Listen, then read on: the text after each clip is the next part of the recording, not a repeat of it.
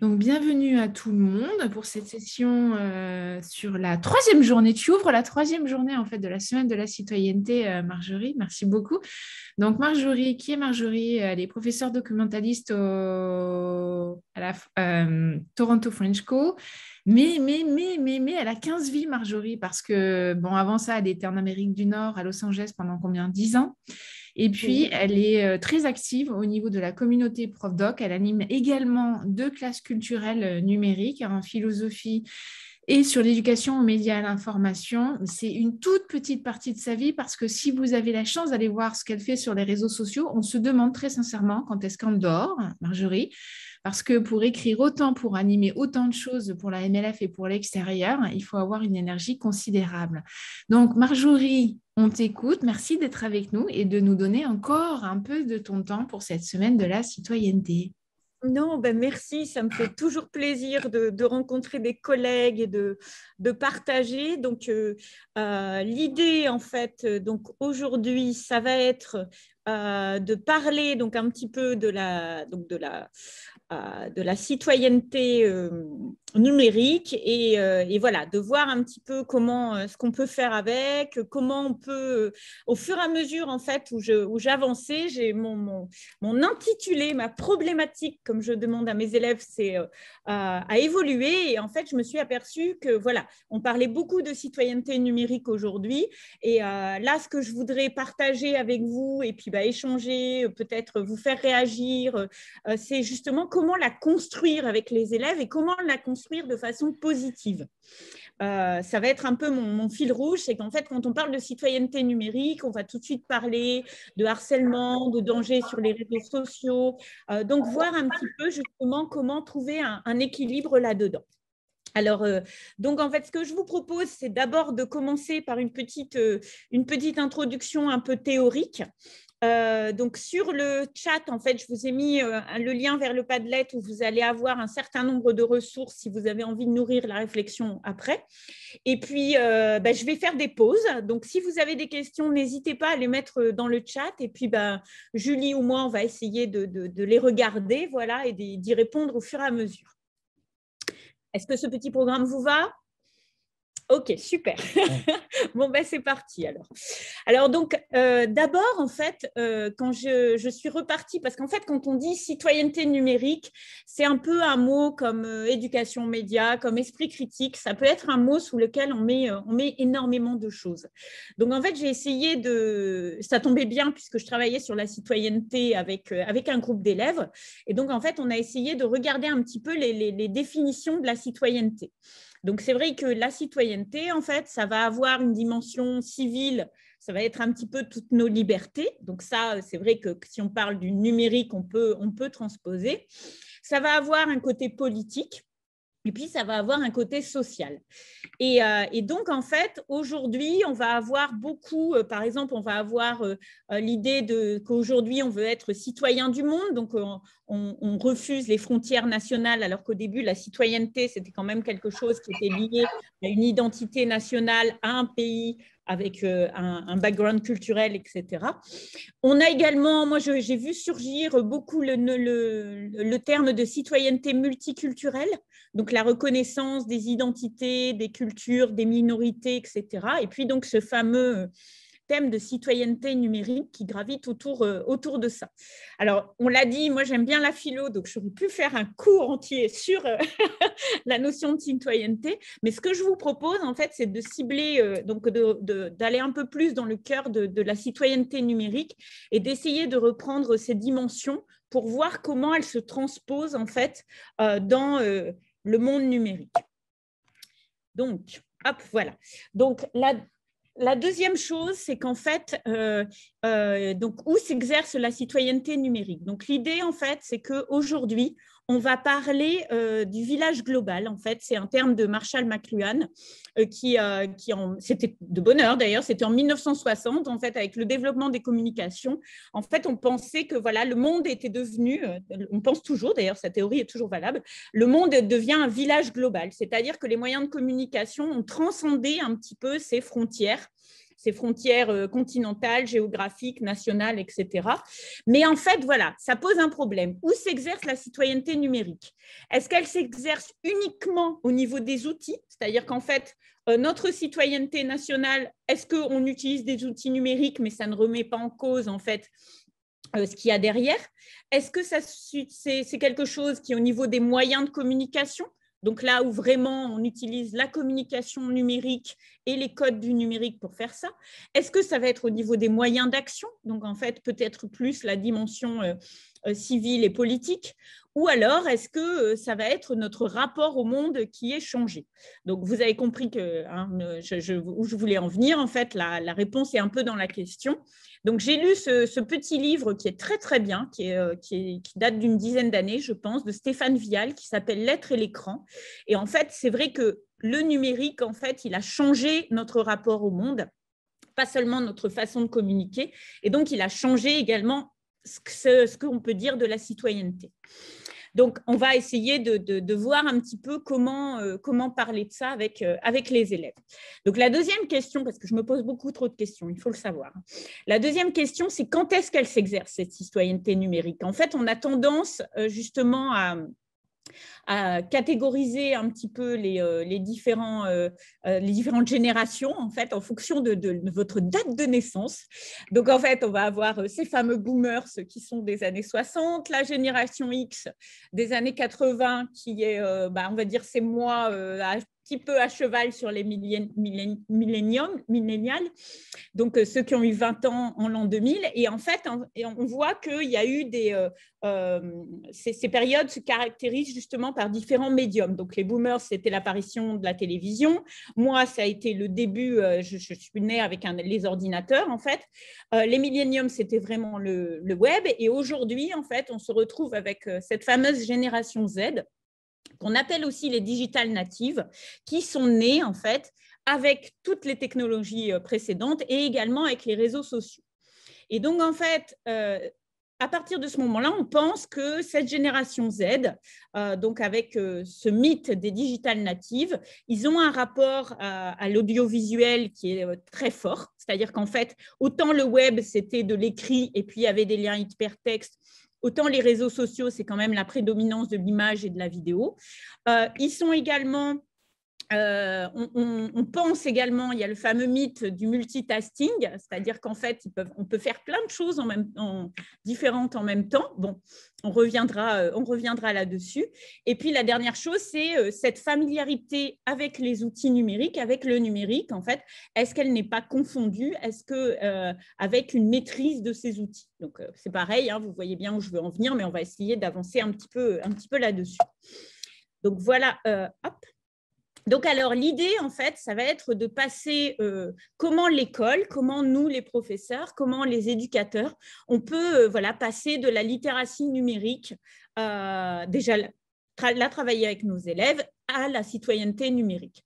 Donc, en fait, moi, j'essaie toujours de dire que je travaille sur 3 niveaux. Le premier niveau, ça va être la maîtrise, les habiletés, l'utilisation, en fait, les outils et puis des compétences de méthode. Et donc, c'est là où des fois, en fait, on est un peu, on fait confiance à nos élèves qui sont nés dans le numérique, mais en fait, on va voir que peut-être revenir sur certains points, sur certains codes, sur certains outils, ça peut être important pour mettre tout le monde au même niveau parce qu'on n'a pas tous la même maîtrise des outils.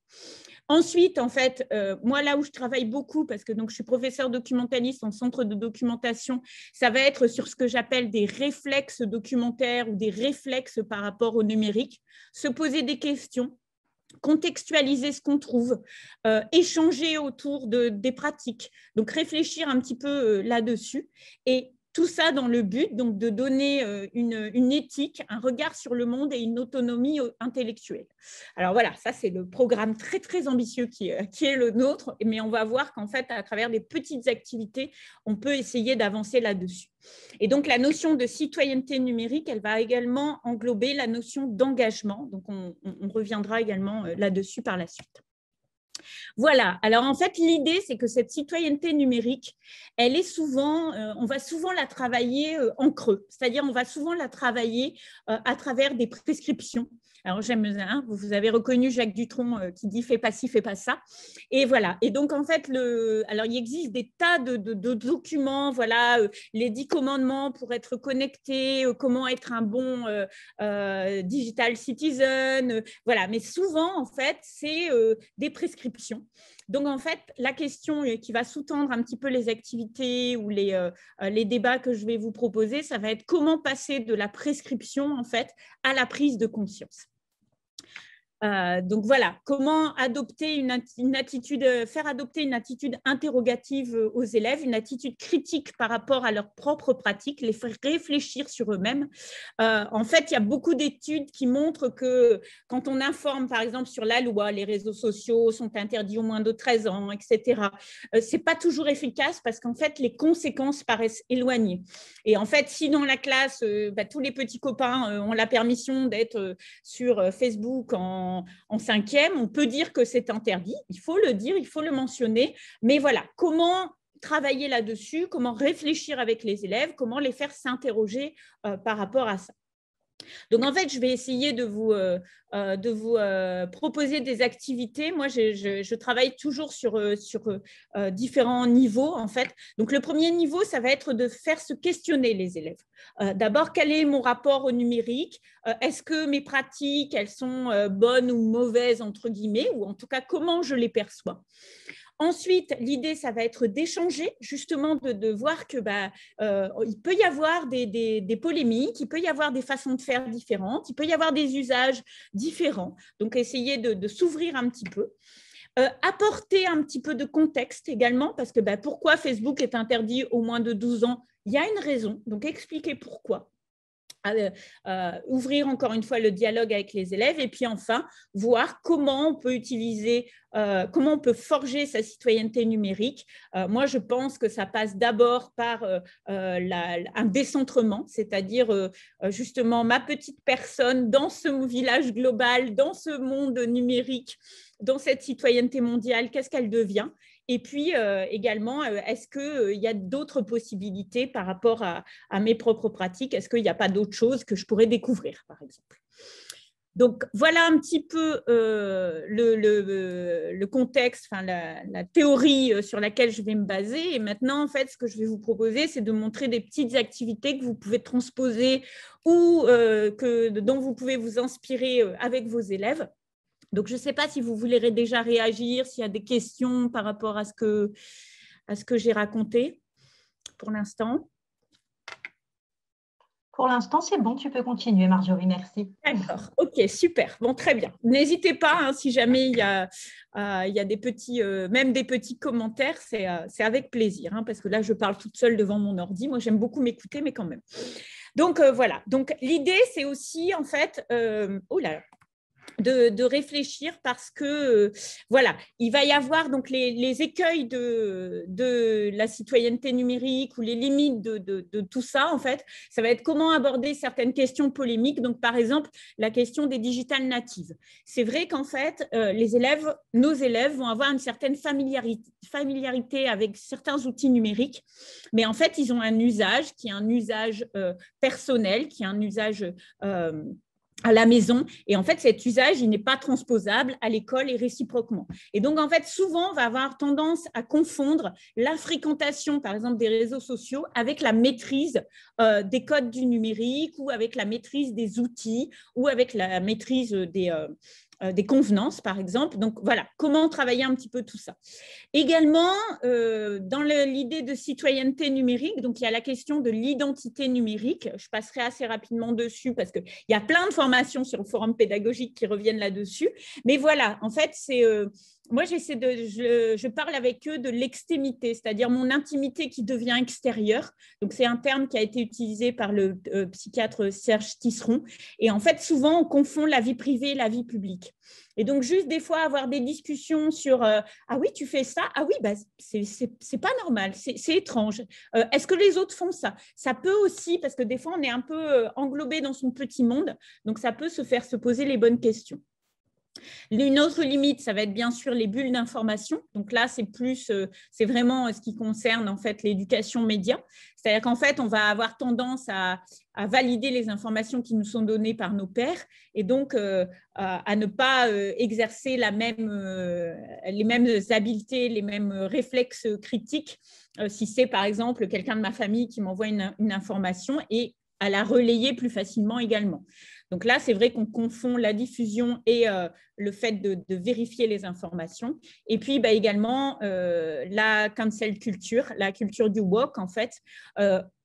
Quand on parle de citoyenneté numérique, est-ce que écrire, est-ce que cliquer, c'est agir? Est-ce que discuter sur un réseau social, c'est faire preuve d'action sociale, ou est-ce que justement, il n'y a pas aussi des choses qui peuvent être des controverses ou en tout cas des divergences qui peuvent apparaître à ce niveau-là? Alors, hop. Donc voilà, donc la première chose en fait au niveau du questionnement avec les élèves, en fait des fois ça n'a pas besoin d'être très compliqué, mais revenir à certains basiques. Moi je sais qu'on nous demande de plus en plus dans les écoles d'apprendre le coding aux enfants. Mais en fait, je pense qu'il y a une confusion au niveau des langages informatiques. Parce qu'en fait, le code informatique, il va se transférer, par exemple, quand vous faites un blog, vous n'écrivez pas en Python, vous ne faites pas de l'HTML, etc. Il y a une transposition. Quand je suis sur Google Classroom, par exemple, je tape ma question ou je poste mon devoir et en fait là c'est du langage d'usage ou du langage naturel. Donc ça les élèves ils ont une certaine maîtrise parce que c'est intuitif.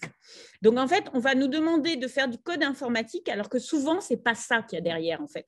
Souvent ce que les élèves ont du mal à maîtriser ça va être les codes de communication. Par exemple, en fait, quand on écrit un email, quand on utilise des outils numériques dans la classe, est-ce qu'on utilise un compte personnel? Est-ce qu'on utilise un compte mail de l'école? Comment on gère ces emails? Enfin, il y a plein de petites choses où, en fait, la difficulté, c'est qu'il y a la majorité de nos élèves qui vont maîtriser, qui vont savoir lire leurs emails, etc. Et puis, il y en a, quelque part, qui vont rester un peu à la traîne.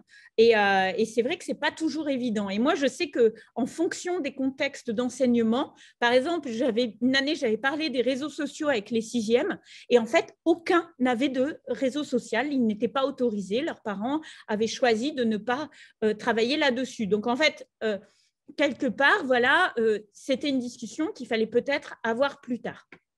Et tout simplement, ça peut être des petits points, en fait, quand on commence l'année, quand on avance un petit peu, leur donner des petits tutoriels sur comment faire voilà, une présentation, comment faire un petit film. Parce qu'il y en a qui vont maîtriser et puis il y en a d'autres, ils vont passer à côté de ces codes et c'est dommage, en fait, de ne pas réfléchir avec eux là-dessus.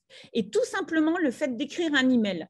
Voilà, bonjour, tu peux venir dans mon bureau ce matin, ou bonjour avec un point d'exclamation, tu peux venir dans mon bureau ce matin, ça va donner quelque chose de différent.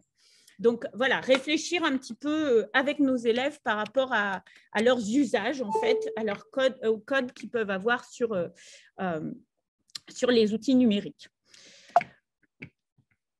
Ensuite, voilà, se questionner sur leur responsabilité. Alors, c'est pareil, moi, j'ai utilisé pendant longtemps, je vous l'ai mis sur le Padlet, c'était un professeur qui parlait du numérique avec le Digital Citizenship Survival Kit, et je n'ai pas trouvé mieux, en fait, vous arrivez avec des objets.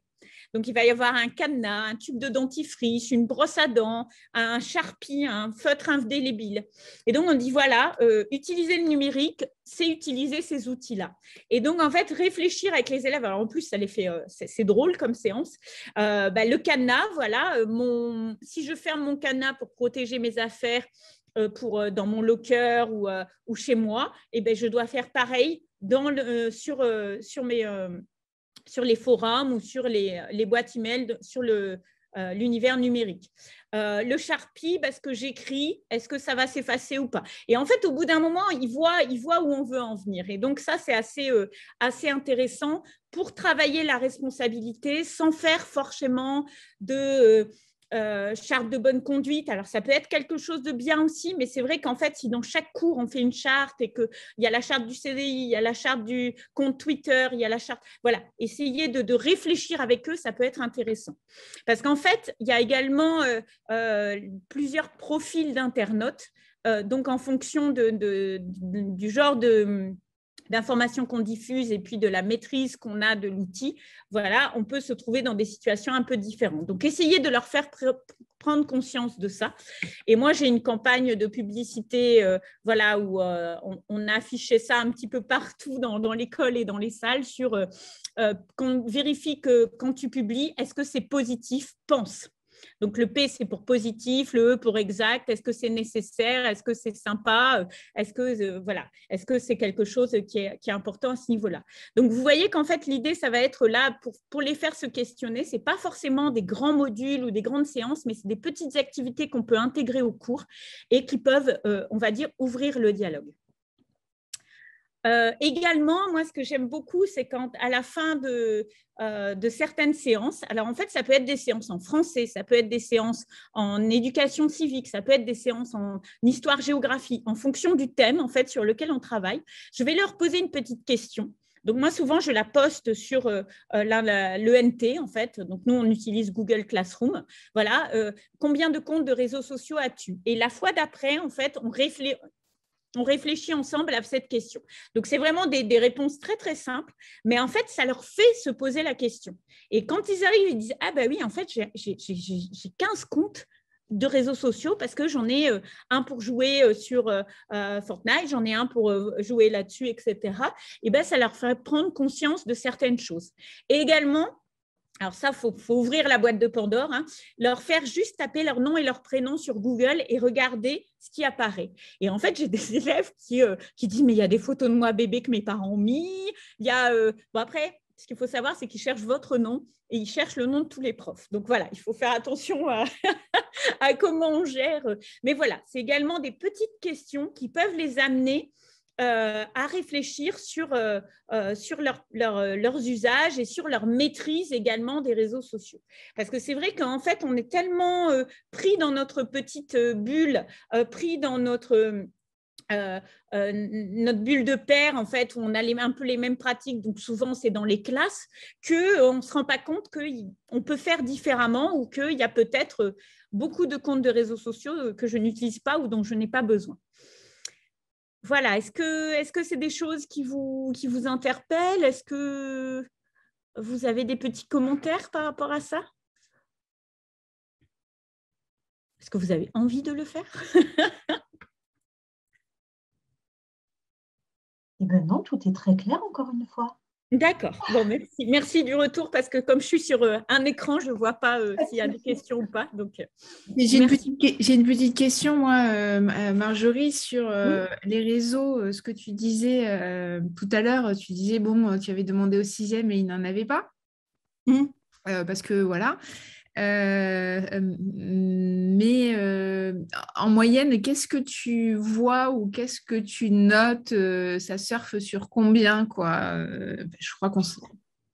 En fait, je pense qu'il y a un cap. Quand j'étais en France, en fait, ils avaient des réseaux sociaux en 6e à 11 ans. Ici, depuis que je suis en Amérique du Nord, on va dire que ça commence à être en fin de 5e. Et en fait, en 4e, il y a une explosion. Parce qu'en fait, il y a une espèce voilà, ils veulent tout tester. Après, en fait, quand je le fais au lycée, ils ont des réseaux préférés. Et des fois, c'est en rapport aussi avec des pratiques scolaires. C'est-à-dire que, par exemple, ils vont utiliser Twitch pour faire de l'aide aux devoirs ou des choses comme ça. Et en fait, ce qu'il faut savoir, c'est qu'ils aiment vous en parler. C'est-à-dire que c'est vrai que si on veut parler de citoyenneté numérique avec les élèves, vous pouvez prévoir une demi-heure, vous pouvez prévoir 1 heure. Ils ont envie de partager. Et en plus, si vous leur posez des questions, vous dites « Ah ben, Twitch, moi, je ne sais pas trop qu'est-ce que c'est ?» Ils sont ravis, en fait, de vous montrer et d'expliquer, en fait, parce que c'est eux qui sont un peu dans la position de celui qui maîtrise. Enfin, voilà. Et donc, en fait, réfléchir ensemble là-dessus. Les comptes se démultiplient. En fait, il y a beaucoup d'études là-dessus où, en fait, on a vraiment les gens les immigrants natifs et puis ceux qui vivent une vie vraiment numérique, en fait, donc ceux qu'on appelle les digital natives.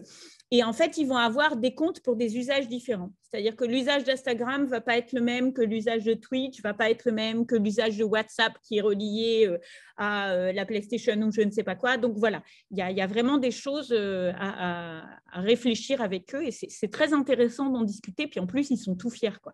Et souvent, en fait, ils nous racontent des choses, ils partagent vraiment.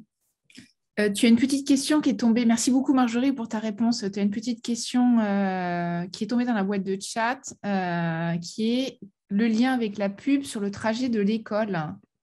Oui, bah là, en fait, c'était quelque chose, c'était pour vous montrer un peu le genre de questions qu'on pouvait poser.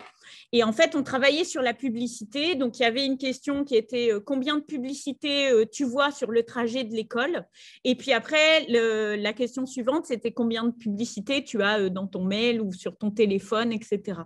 Donc, en fait, c'est juste pour vous montrer un petit peu. Là, on travaillait spécifiquement sur la publicité. Donc, la publicité, parce qu'en fait, la publicité sur le trajet de l'école, c'est aussi un moyen de savoir s'ils regardent les affiches qui sont dans les abris de bus ou s'ils regardent sur leur téléphone. Et en fait, le fait de les faire s'interroger là-dessus, juste de dire « Ah ben, j'ai vu 15 pubs pendant le trajet de l'école. Ah ben oui, la publicité est très présente dans ma vie. » Voilà, c'est pour amorcer, on va dire, une discussion là-dessus. J'ai répondu, ça va ?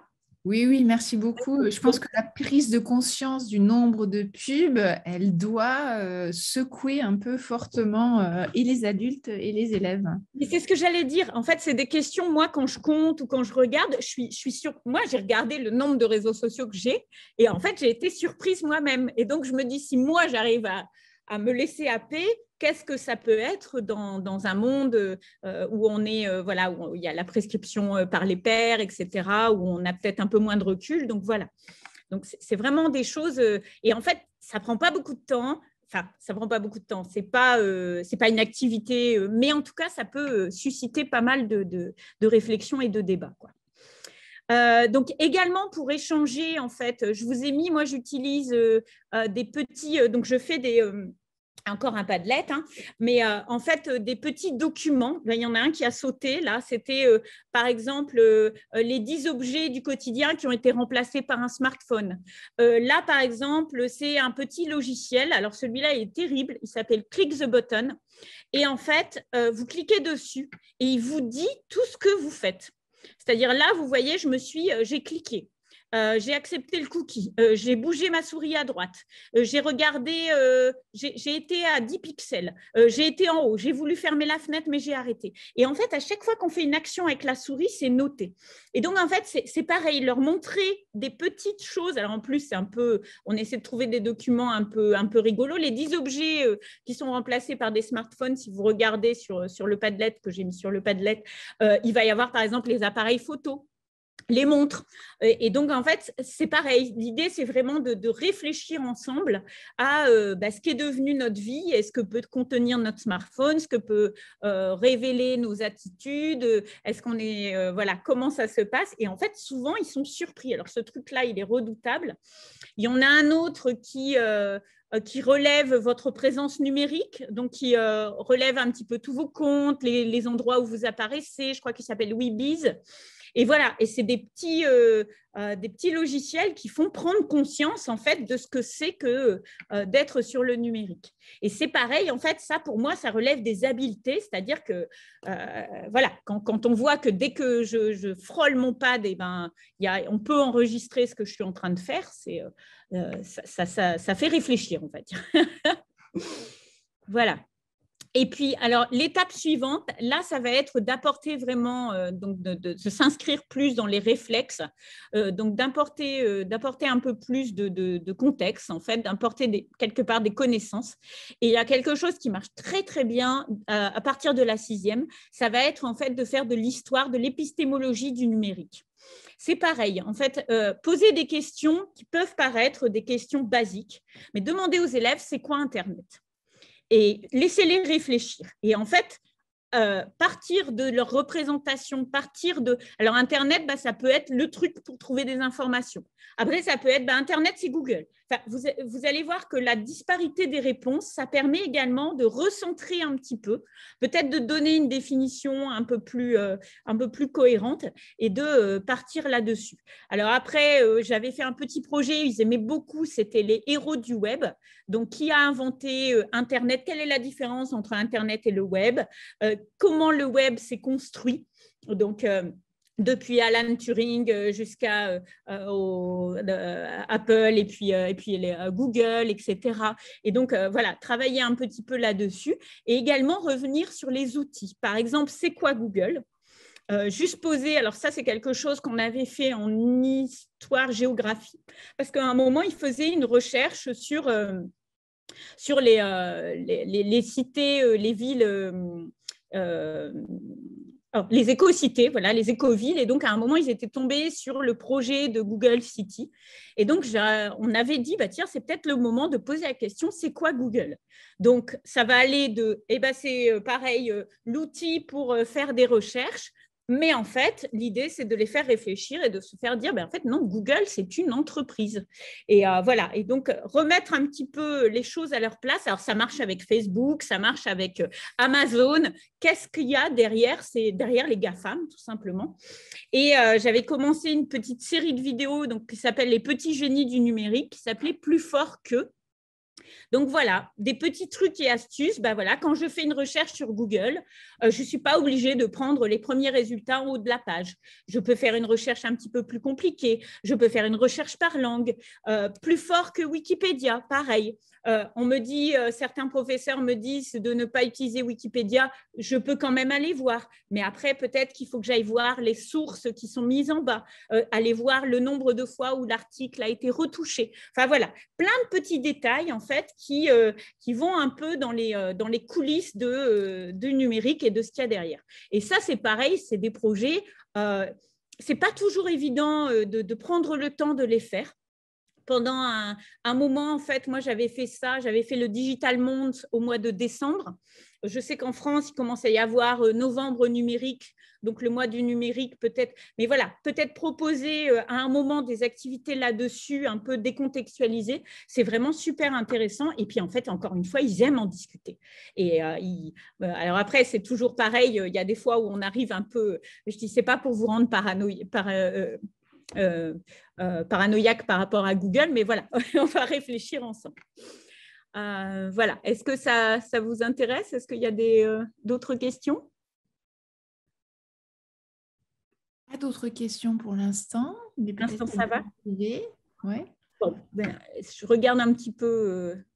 Je suis sur mon ordi, j'ai qu'une fenêtre. Oui, bon, ça va, j'ai encore un peu de temps. Tout va bien. Je sais où j'en suis au niveau du timing.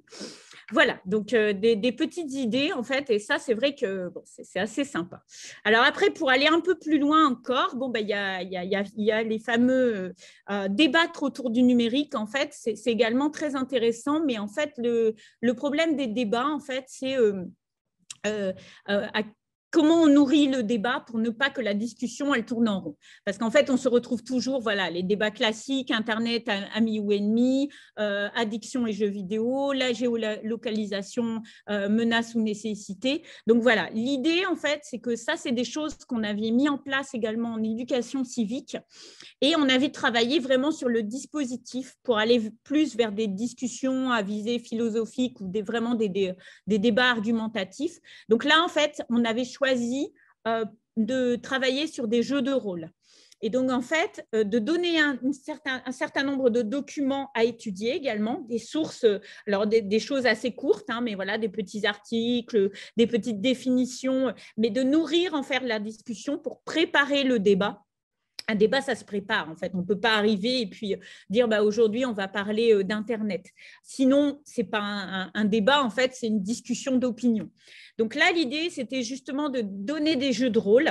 Et alors, il y en avait qui étaient très rigolos. Hein. Sur addiction et jeux vidéo, il y avait, par exemple, un papa qui joue à la PlayStation. Et puis, de l'autre côté, il y avait un papa qui était complètement contre, un docteur qui parlait du sommeil. Et donc, les élèves, il n'y a rien de nouveau, hein, mais c'est vrai que distribuer des rôles, et alors si vous êtes un peu malin, moi je faisais des petites cartes, vous voyez, vous avez le petit visuel, et donc en fait celui dont je savais qu'il jouait beaucoup aux jeux vidéo, je lui demandais d'aller dans les chaussures du papa qui était contre, et donc de se mettre un peu, voilà, justement de se décentrer. Alors bon, c'est beaucoup de négociations au début, hein, parce qu'au début, ils ne veulent pas, parce qu'ils disent « je ne voulais pas ça ». Et puis après, bah, c'est vrai qu'on arrive un petit peu à discuter. Alors, il y a plusieurs sujets où en fait, j'avais préparé les plateaux et les petites cartes, etc. Et puis après, bon, bah, voilà, ça peut se décliner sur pas mal de choses. Au lycée, on en avait fait un, notamment sur les stéréotypes de genre dans les réseaux sociaux, et ça avait bien plu. Donc voilà, c'est un petit peu également le genre de choses qui peut permettre d'avancer dans la construction de la citoyenneté numérique avec les élèves. On ne le met pas, voilà, il y a le mot citoyen, on ne met pas l'étiquette dessus, mais en tout cas, l'idée de les faire se questionner, se décentrer, s'interroger, réfléchir au contexte, c'est intéressant. Et le dernier niveau, en fait, donc là, il n'y a plus de… Donc, c'est encore une fois des ateliers de discussion. Donc, moi, j'aime bien travailler sur les controverses, c'est-à-dire j'utilise en fait mon fameux support de mes clubs des petits bonhommes. Alors, au bout d'un moment, en fait, ils identifient, donc ils savent le rituel qui va suivre. Donc là, l'idée, c'est vraiment d'avoir une problématique. C'est le club Xénon, c'est sur un blog. J'écris en fait un petit paragraphe où je mets des liens avec 3 articles de presse d'actualité à consulter. Et en fait, selon les utilisations, soit les élèves, ils travaillent en cours avec moi et ils rédigent un paragraphe argumenté, soit ils le font à la maison et ensuite on fait un débat en classe. On a également essayé donc cette année de faire les rencontres du club Xénon, c'est-à-dire vraiment en fait on donne le sujet, ils ont 20 minutes pour travailler, réfléchir dessus à partir bâtir 2 ou 3 arguments. Moi je les avais mis par groupe de 2 ou 3 et ensuite en fait on fait le débat pendant l'heure. Donc, en plus, comme c'est des sujets qui les intéressent, ils aiment en fait exprimer leur point de vue. Alors, c'est là où il faut faire attention, travailler un petit peu ce que c'est qu'un argument et ce que c'est qu'une opinion. Mais en tout cas, en s'appuyant, en leur donnant des sources qu'ils peuvent utiliser et puis en formalisant un petit peu, eh bien, c'est quelque chose qui marche assez bien. Donc, il y a plusieurs sujets qui sont sur le numérique. Donc, les nouvelles technologies isolent-elles ? Celui-là, ils aiment beaucoup. Il y avait eu à un moment, faut-il interdire les portables à l'école? Peut-on tout dire sur Internet? Fortnite nous manipule-t-il le cerveau? Ça, je l'avais fait avec les 5e, j'avais beaucoup ri parce que c'était comme source, je leur avais donné des articles de Science et Vie Junior ou des choses comme ça. Et donc, en fait, je disais, ah, mais non, c'est pas vrai. Et puis après, voilà, bah, ça amorce un dialogue. Et le dernier, en fait, faut-il créer un Facebook ou un YouTube pour les enfants? Ça, je l'avais fait avec des plus grands. Ils avaient pas mal réagi, en fait, par rapport au YouTube, au Facebook pour les enfants ou Instagram pour les enfants. Voilà. Est-ce qu'il faut créer une version pour les enfants de ces logiciels-là? Et également, en fait, si vous voulez, il existe un site qui s'appelle Controverse numérique qui fait des espèces de cafés philosophiques autour du numérique. Donc là, c'est pareil, en fait, ça peut inspirer pour les sujets. Mais voilà, le fait de réfléchir, et puis ça peut être aussi en dehors des heures de cours, si vous avez des dispositifs, voilà, des cafés philo, des choses comme ça, avoir une discussion sur le numérique, même si ça part d'un contexte philosophique, c'est quand même quelque chose de très, très, très, très intéressant. Et puis, la dernière chose, en fait… voilà. Ah, zut, il manque un… mon PowerPoint, il n'est pas tout à fait comme… Bon, c'est pas grave. Donc, voilà. Et la dernière chose, c'est réfléchir avec les enfants comment agir. C'est-à-dire que la citoyenneté numérique, on a dit qu'il y avait quand même cette idée de, voilà, je veux être un citoyen, je veux agir. Alors, comment je peux agir par le numérique? Et en fait, j'avais un peu inversé. J'avais repris donc, le discours que Barack Obama avait fait l'an dernier, je pense, sur la culture du woke, la différence entre l'activisme et voilà, le fait de cliquer n'est pas agir, commenter n'est pas s'impliquer. Voilà, réfléchir un petit peu sur ces notions-là. Et j'avais eu l'occasion de montrer un petit peu ce document-là, donc au niveau des différents, voilà, est-ce que agir pour la justice avec le numérique, comment ça peut, sous quelle forme ça peut se faire. Et donc ça, c'est peut-être plus un document que j'avais consulté avec les professeurs, mais néanmoins, voilà, ça peut permettre de donner des idées aux élèves. Et c'est vrai qu'on parle toujours de voilà, les rassemblements sur Facebook, les manifestations, etc. Mais il n'y a pas que ça non plus. Il n'y a pas que l'idée de juste commenter ou de juste aller participer à une manifestation parce qu'on a reçu un texte sur WhatsApp, quoi.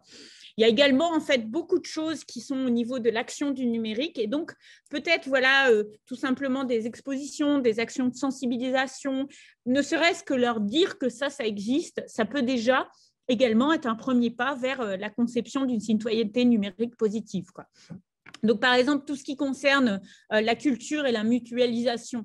Moi, je raconte toujours l'histoire de ma grand-mère qui devait faire 20 km à vélo pour aller à la bibliothèque, noter dans son cahier pour l'école, etc. Aujourd'hui, on clique sur son téléphone, on a accès à une culture incroyable. Donc, voilà, ce côté-là de justement, mais ça ne marche que parce qu'il y a des gens derrière qui s'y mettent. Donc, il y a beaucoup d'articles justement sur les contributeurs de Wikipédia, les gestionnaires de Wikipédia. Voilà, réfléchir un petit peu là-dessus, ça peut être également des belles pistes pour avancer dans ces directions-là. Moi, j'avoue que j'aime beaucoup les projets de sciences participatives. Donc ça, en plus, si vous avez l'occasion de travailler avec des enseignants ou de faire, par exemple, là en ce moment, c'est la fête de la science à l'étranger, en fait, voilà, proposer des applications où, en fait, de sciences citoyennes où, je ne sais pas, vous prenez des photos d'une éclipse, vous les postez et en fait, les chercheurs vont se baser là-dessus pour faire avancer leurs théories scientifiques ou leurs recherches. Également des applications, alors celle-là, SIC, en fait, c'est une application où plus les gens vont poster de photos, plus elle va se nourrir. Donc, en fait, plus c'est pour identifier, vous savez, les plantes, etc. Mais en fait, c'est vraiment dans une démarche collaborative. Et le portail de la science citoyenne, là, je pense que c'est sur l'Amérique du Nord, mais en fait, il y a vraiment des tas de projets citoyens. Donc, montrer aussi que, voilà, s'impliquer dans le numérique, ça peut être aussi participer à des actions qui vont faire avancer la recherche scientifique, qui vont faire avancer la conception du logiciel, etc. Et puis également réfléchir à ce sujet dont on parle beaucoup, et encore une fois, on en parle beaucoup, mais sous la forme on va dire, des bonnes attitudes à avoir, voilà, la pollution numérique, en fait. Donc, réfléchir c'est un sujet qui intéresse beaucoup. Il y a beaucoup de ressources, il y a beaucoup d'activités qui peuvent être proposées également. Je sais que c'est quelque chose où, sur les ressources en langue anglaise, il y a énormément de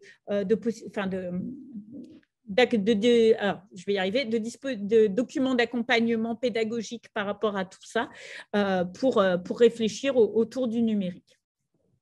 Voilà, donc pour conclure, en fait, je vous encourage plus que de raison à aller voir en fait les publications du Récit au Canada. Donc, je pense que Benoît Petit a également participé à énormément d'actions sur le forum pédagogique dans le cadre de la MLF, où lui, il explique bien ce que c'est que de construire sa citoyenneté à l'ère du numérique. C'est-à-dire que moi, là, j'ai pris le raccourci de citoyenneté numérique en proposant des activités qui essaient justement d'être plus dans la réflexion que dans la prescription. Mais lui, en fait, il va vraiment beaucoup plus loin dans sa réflexion en nous expliquant ce que ça peut être aujourd'hui d'être un citoyen, donc dans ce contexte numérique et pas seulement avec les outils du numérique. Voilà, parfait. Merci, Julie.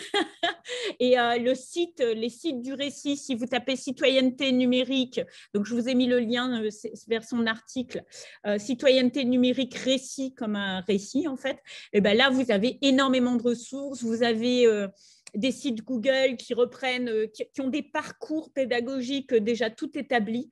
Donc voilà. Donc, oui, je me suis un peu… En fait, c'est le problème, c'est que dès que je pars dans des sujets comme ça, je commence avec une idée et puis après, mon idée grossit. Donc, j'essaie de recentrer. Je sais qu'il y a beaucoup de pistes, on va dire. Je pars un peu dans tous les sens.